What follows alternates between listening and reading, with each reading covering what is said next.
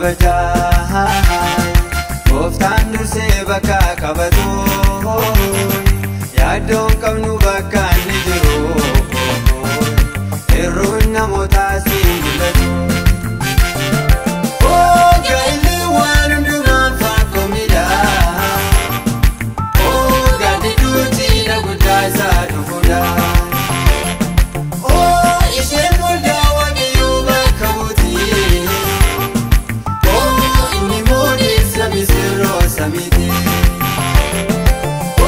gaa'illi waan hundumaan fakkoo miidhaa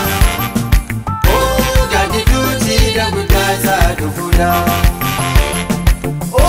isheen waldaa waaqayyoo bakka buutii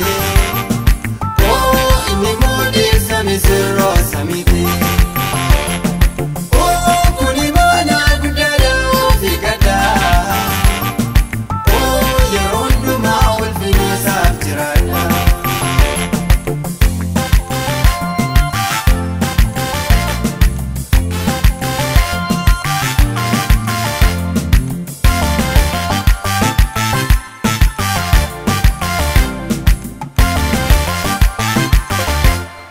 Abrahami fakka Sarai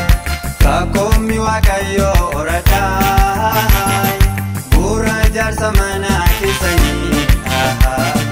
Dubbii waaqayyoo irraa dhaabbata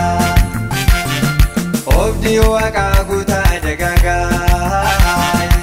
Iji gaariin keessaa nama arguu Sanyiif qomoon isiin hordofee Jaalala waaqayyoo aaluu gaa'illi waan hundumaan fakkoo miidhaa gaaddi duutii guddaa isaa dhufuudha isheen waldaa waaqayyoo bakka buutii inni moodii samisirroo samiiti gaa'illi waan hundumaan fakkoo miidhaa guddaa isaa dhufuudha isheen waldaa waaqayyoo bakka buutii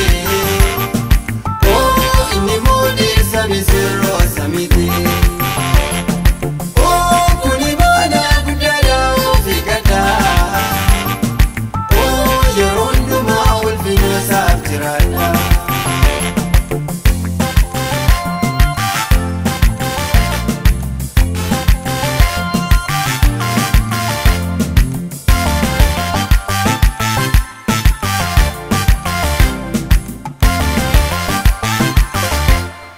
Maatiin keenya warri jalqabaa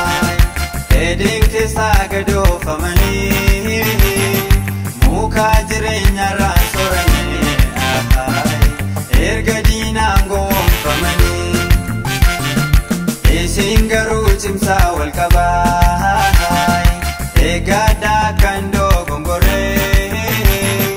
Waaqaaf waliif isaa amanamaa Eebba waaqayyoo irraa kan gorree gaa'illi waan hundumaan fakkoo miidhaa gaaddi duutii guddaa isaa dhufuudha isheen waldaa waaqayyoo bakka buutii inni moodii samisirroo samiiti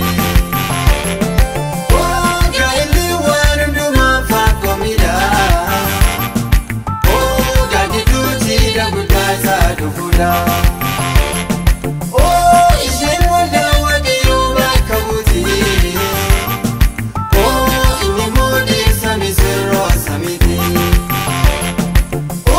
kuni mana guddaadha ofii gaddaa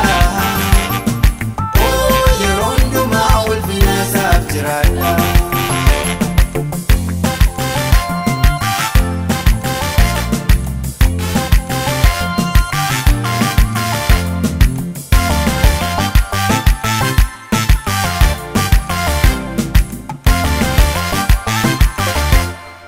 Ijjiiti walii walii feegaa